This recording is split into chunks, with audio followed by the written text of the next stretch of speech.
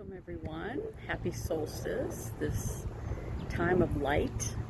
And as I ponder this and I'm listening to some amazing different people who talk about this time in our history, we are the light, reminding us of that. And just like the sun gets brighter, we have a sun that's inside our hearts that also gets brighter. And how do we ignite that? How do we direct that light? How do we focus that light into things that are positive that we can embody and do in the world? So let that be your question. How can we focus our inner light toward the things that we know that maybe we're naturally good at, that we're feeling fed to do, as we bring about the change we want to see in the most positive, most beautiful ways, and sometimes challenging ways, right? But we have to look for the energy that's underneath you that says, I still want to do that, right? That's the unstuck you. Go in those directions and focus on the tiny steps to get there. It doesn't have to be major, right? Focus on the awesome gains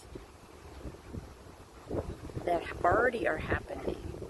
You know, Mr. Rogers talking said, like, look for the helpers, right? Look for those who've already started what you're wanting to do and support them, or look in your life at the moments when something grew.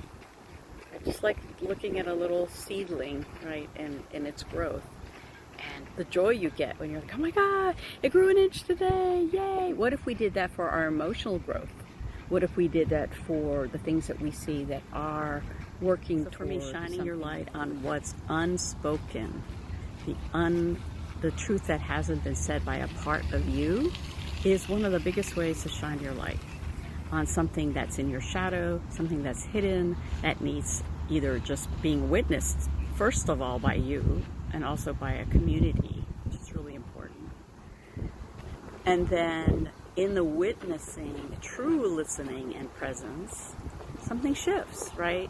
It doesn't feel so hard. It doesn't feel so stuck.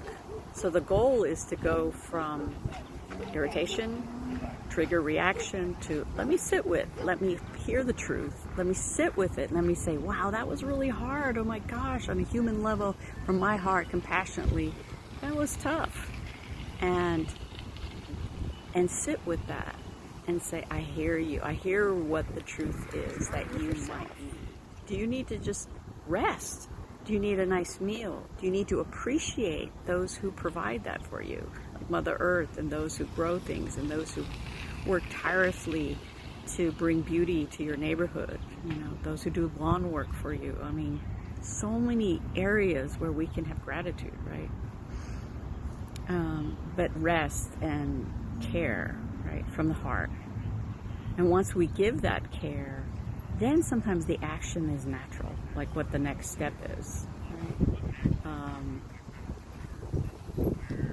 But we have to heal that part. We have to heal and bring light to the parts of us that are reactive, that are not kind to ourselves, that judge ourselves, right? And attack ourselves or fight with ourselves if we are many ways to shine your light. And it's natural, it's part of your soul, it's part of who you are. So let that, as the light increases in our world, your soul light is naturally going to increase, and let it guide you. Let it show the way, right, for you. Honor it, whatever role it has to play. But focus on the positive gains every time you heal a part of yourself that is scared or stuck or combative or irritated. So if you don't know where to start,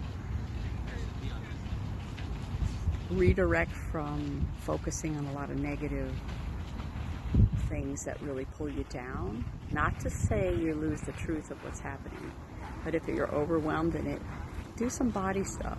Do some breathworks that I've shared on my YouTube channel. You can look them up.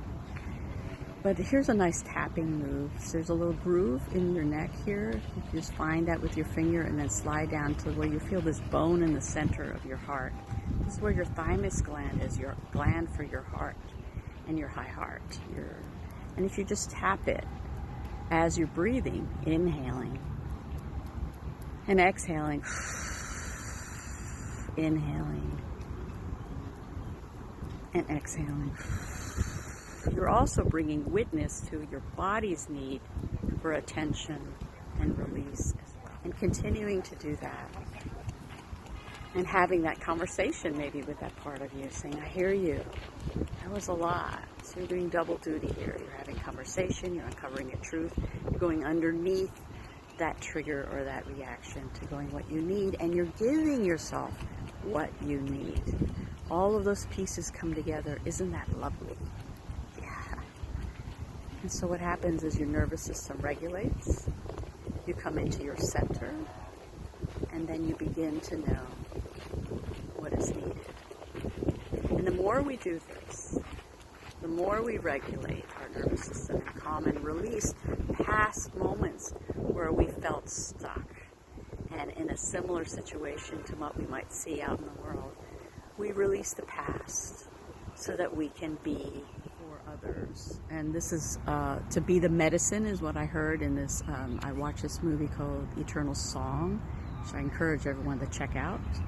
And it has, I think, many wisdom indigenous elders speaking, and some of it is us needing to hold space and witness to what their history has been, which is for them to pray for us while they have been oppressed by us, and their transformation of the trauma so that they can actually bring us along.